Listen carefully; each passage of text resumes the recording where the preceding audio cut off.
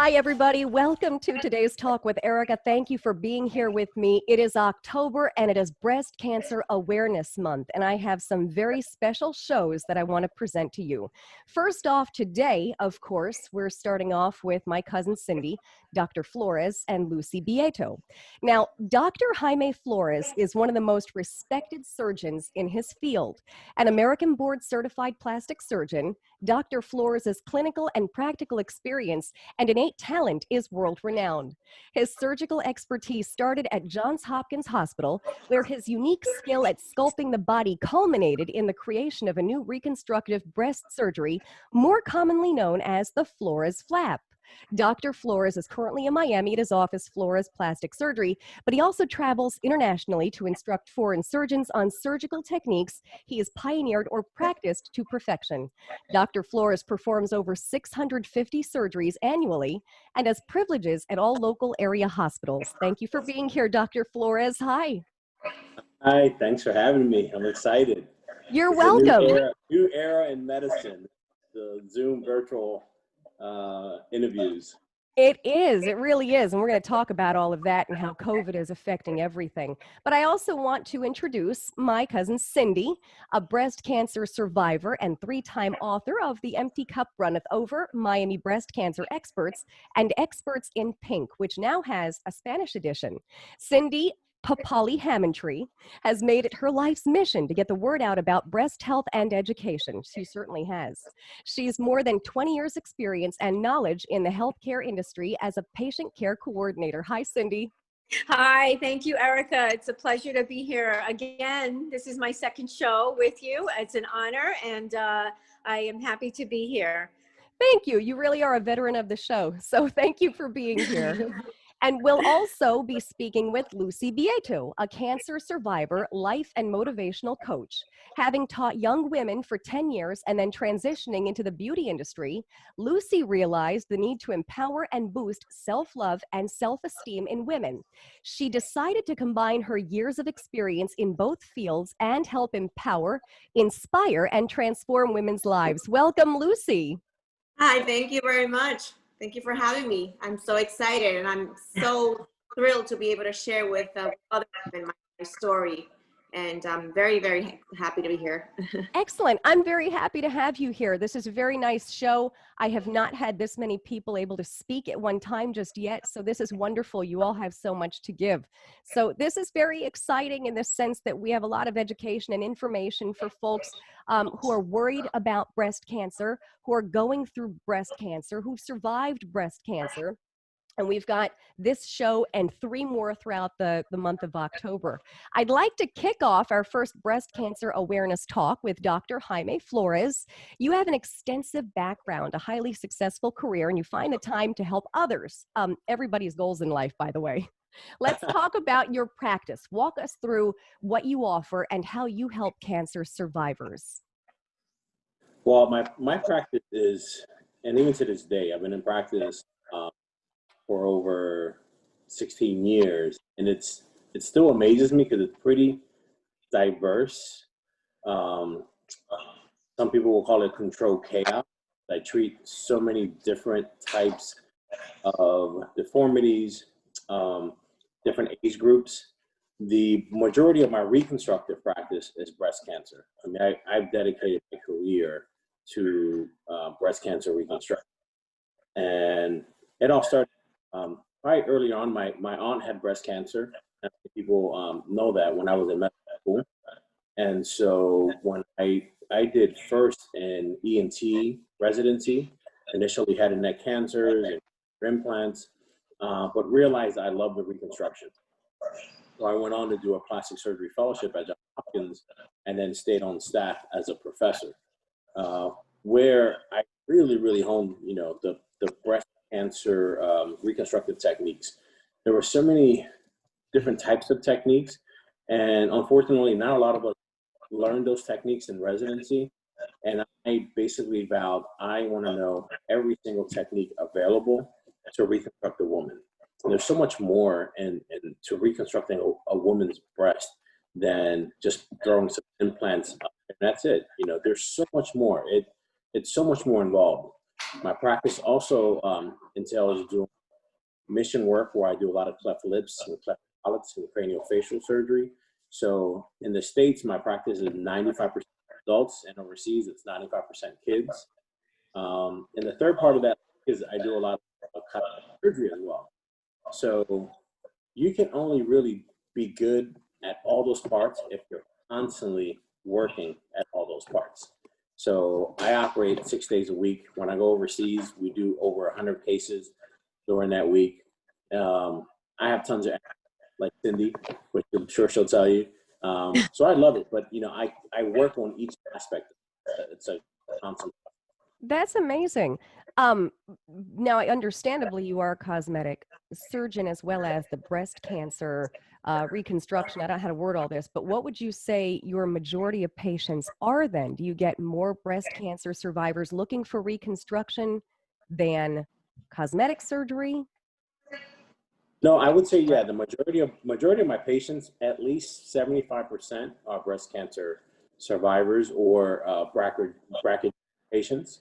Those patients who had a strong family history and have a mutation where they're susceptible to breast cancer. Probably 75% is that. And of those, as cancer survivors, I would say at least half become cosmetic patients as well later on. And then the other 25% in the United States is cosmetics with a little dabble of pediatrics surgery. Gotcha. I know you like the missionary work as well when you were discussing that. You know what, I came across this today, ironically, just checking an email, but I thought this is impressive. The Corporate Angel Network, where they fly cancer patients around. Have you guys heard of that? Cindy, Lucy, I don't know if you're aware, but that's something I'd like to get the word out too. I didn't even know that there was a Cancer Angel Network where they actually fly cancer patients for free anywhere they need to get treatment. Oh, wow. Oh, Yeah, so I've heard of Yeah. that. Yes. okay, I'm going to have the link up for people to look at that, but that was the first time I had heard of that, so I'd wanted to mention that as well. That's pretty impressive. Dr. Flores, going back to you real quickly, I'd like to find out, how has COVID really affected your practice, in the sense that I'm sure a lot of people are in need of reconstruction. They want their surgery. I know that maybe a lot more is opening up now, but how did this affect everything in, prior months when COVID was really hard hitting? It was really sad. I think when the hospitals closed, they had a decision to make, whether to treat the COVID patients and then figure out who are those patients they're going to allow to have surgery. Fortunately, for cancer, that was an urgent process. So the breast cancer patients didn't get denied. But likewise, all their secondary surgeries, reconstructive surgeries that are not urgent but needed, were all canceled. I had to cancel over 2 months of elective surgeries.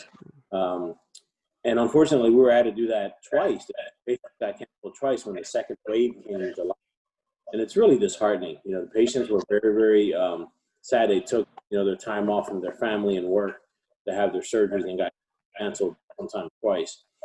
We had to make complete changes in the office. So obviously we had to sterilize everything in the office.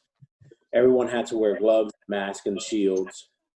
I mandated myself how many patients I could safely see in 1 hour, and that was roughly around 6. No families could come, which is extremely important. When you're going through breast cancer, and I'm sure Cindy and Lucy can talk about it, the support group is equally essential. So we had to minimize those patients coming in with family members and sisters and moms. There was a lot more virtual consultations involved. So when I would see a new breast cancer patient and take my time explaining them the whole journey, we would have their mom on FaceTime, their husband on WhatsApp video, so that everyone would still feel like they were part of the consultation. So it was pretty strenuous on the practice, and I'm sure it's pretty sad for the patients that go through that. And those who went to the hospital who had surgery, again, didn't have their ones there next to them about to go into surgery. It was a scary, weird time period. I'd say that's a very trying time when you're scared to death and you can't have your family and friends there. Absolutely. Absolutely. Well, thank you, Dr. Flores. Of course, we'll talk more, but Cindy, you work for Dr. Flores. Hey, good going there, Dr. Flores, by the way. Cindy's amazing. Cindy, you have three you have three incredible breast cancer books out, though. It's The Empty Cup Runneth Over, Miami Breast Cancer Experts, and Experts in Pink. You've helped numerous women and men with their cancer journeys. So thank you. Let's talk about your mission in life, though, your Link of Hope Sisters, your new job. Let's talk about how this is impacting breast cancer survivorship. Well, thank you again, Erika, for having me back on. Actually, my journey began in July of 2000 when I was diagnosed with my breast cancer and ultimately led to bilateral mastectomy.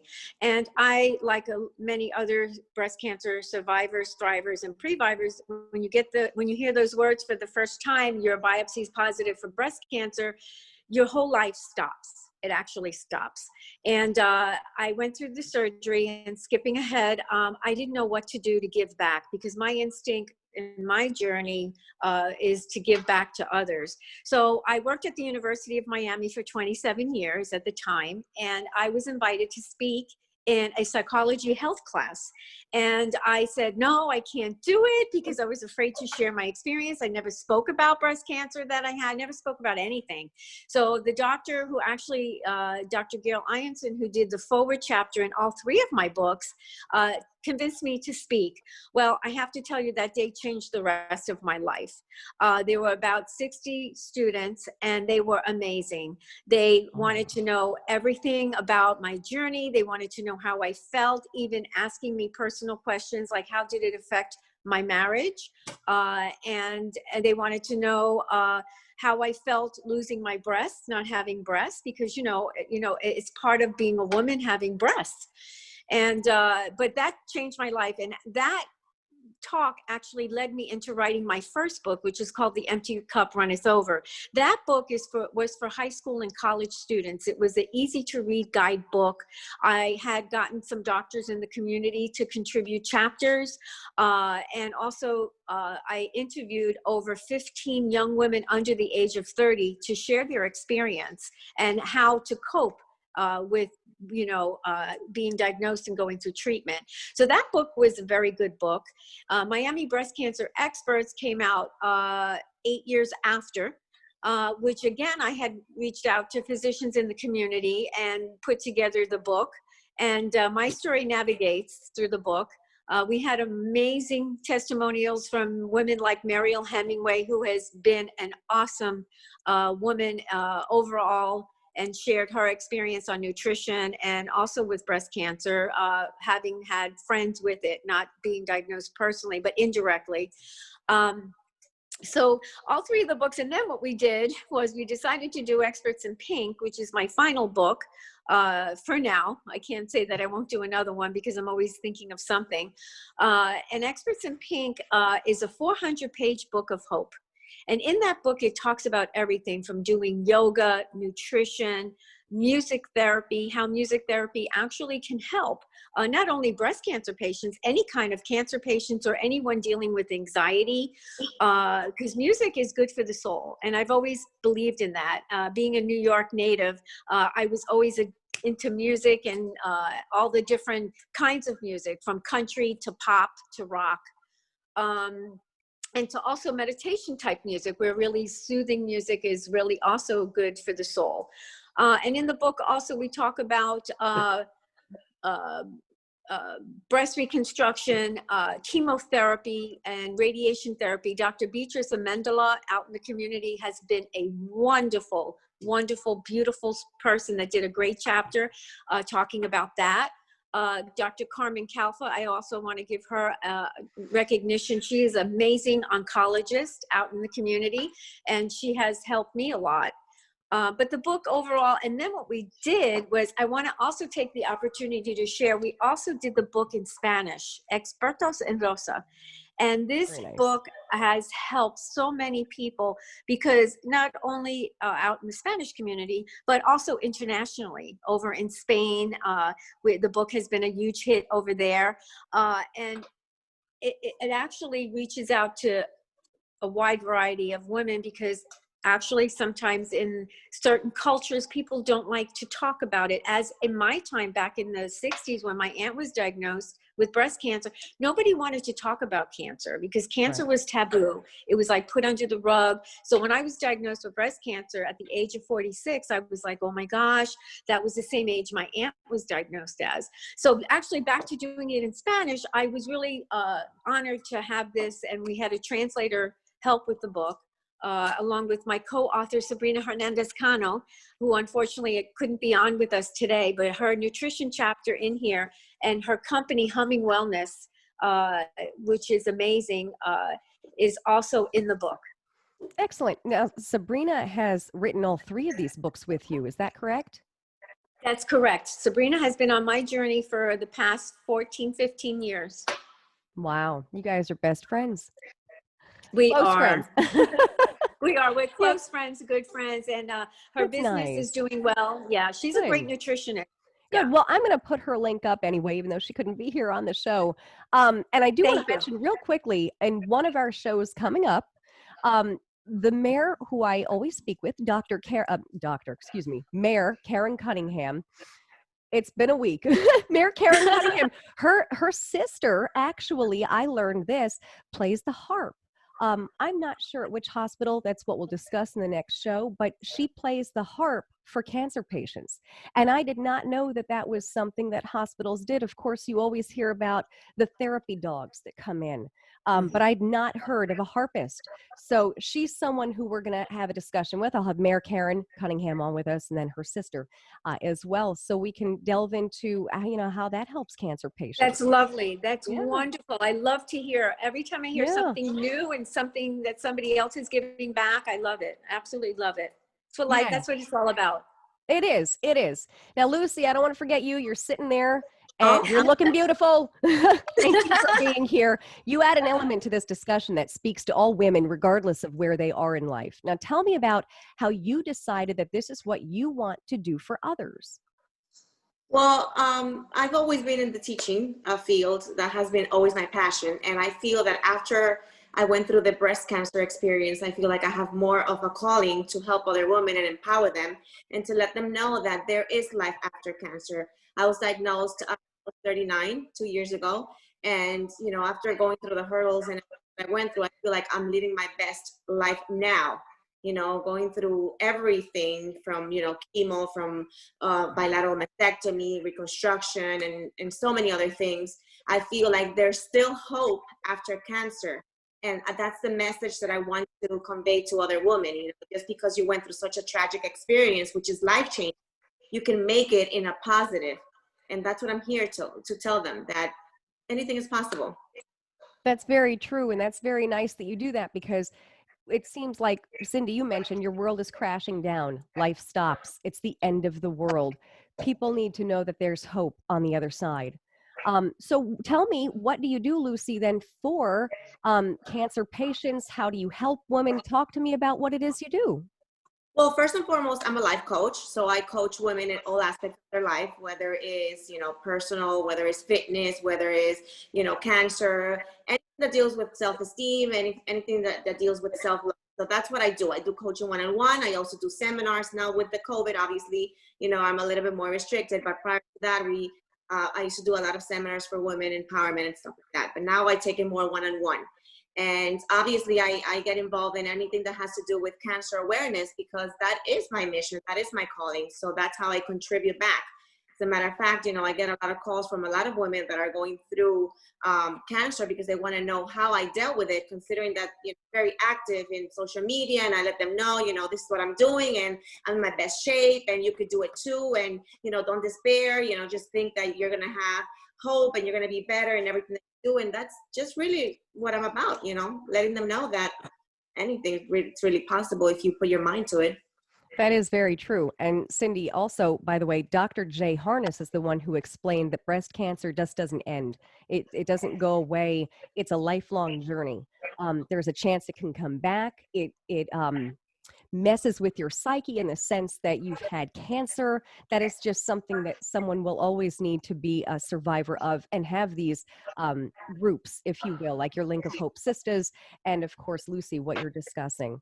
Lucy, where can people find you and your motivation? And tell me about, some links. Where can people, see what you're doing for the community? Absolutely. Well, I have my website. It's lucybeato.com. And I also am in social media, Lucy_Beato. And I also have a fit page because I'm very much into fitness, which is Lucy_Fit Mom. So in any of those places, they can find me and we can talk about anything related to, like I said, fitness, cancer, women empowerment, anything that they feel that I can be of need of them, for them. Okay. Well, thank you very much. That's wonderful. Cindy, I know where we can find you. But I was going to say, Dr. Flores also, if you'd like to jump in, I don't know if there are, is there any advice you would give to these women and men who go through breast cancer? Any advice at all, with your surgical experience, of course? I would say that, it starts before you even see me. It really does. It's, find someone who you can talk to. I think that's the biggest thing. And even before that, you should get checked out. You should know your family history. Don't miss a mammogram. On a personal level, my mom missed several mammograms, and 4 years later, she got diagnosed with breast cancer. So those are super important. Having someone to talk to guide you through the process, not just with the information on the cancer standpoint, but who to go see, when to go see them. Your surgical oncologist, who you choose, is super, super, super important. Again, that's all before you come see me. You should go to someone who's very knowledgeable, one. Two, who's technically very, very, very good and gifted, because you're going through surgery. There are risks and complications that are involved in surgery. So you want to go to someone who does this all the time. That's going to minimize your complication rate after surgery. I'm only as good as what's handed to me in surgery. So if I always equate it to a painter. If the painter receives a canvas that's nice and beautiful, white, clean, untouched, then I can do really good work with it. But if I get a canvas that has scratches in it and it's burnt on one edge, and I equate that to the mastectomy. If it's super thin, burnt, the skin was burnt, and there's no vascularity, my complication rate's going to go up, as well as the patient's, and then that journey is even longer than it already needs to be. So I think having someone to help guide them through. Some big centers have, patient navigators, but there's a lot of patient advocates. Look at Lucy and look at Cindy. For Cindy to be my surgical coordinator, and because the majority of my recon patients are breast cancer, she's her own navigator. The patients are extremely happy because Cindy can talk through them and guide them through the process. That is so important. I think too often not women get lost. They don't have that support group, and they get jumbled between their diagnosis, cancer surgery, and cancer reconstruction. And it really all goes together. Mm-hmm. One should not trump the other one. Even though I'm a big advocate of reconstruction, I always talk to them about the cancer. Cancer comes first. We want you around for 20, 30 years, 40 years if you're young. And your plastic surgeon to understand that too. This comes first, but I'm right next to it. I'm right next to you. And for all my patients, they know I'll be with them for the rest of their life. They'll never get rid of me. Because I'm the one. I like that. I still have patients emailing me, texting me, calling me from Baltimore, from Johns Hopkins, to this day. Wow. I'm blessed to be able to feel that connection with them. Wow. That's amazing. That and is I'm amazing. a witness. I'm definitely a witness to all the patients that love him when they come in. I can tell you, I can really tell you that Dr. Flores, it's actually an honor to work with you. And actually, I found Dr. Flores when I lost my other job, and I was searching like a lot of people, you know, for a job after COVID. Many people got laid off, and I was in such a turmoil, and I was so stressed. And as you know, stress is not good for any type of cancer. And I just went online and I found him on Instagram, and I sent him that message. I said, "Oh my God, I need a job." And it was actually, I'm where I'm supposed to be. And I'm loving it. I'm so loving it, helping, giving back. And I'm in a position where I can actually give back to help others going through the journey of reconstruction. Absolutely. That's amazing. Yep. I just want to add something, if I may. Yes. I just want to say that tapping into what Dr. Flores was saying, first of all, I always say to the women when they come to me, you know, cancer is not an emergency. It is an emergency because obviously you have to take action, but it's not an emergency in the sense that you have to take immediate decisions. You have to take the right decisions. You have to do your research. You have to make sure that you're comfortable with the doctors. Before I decided to do any procedures, I think I visited every single doctor in Miami.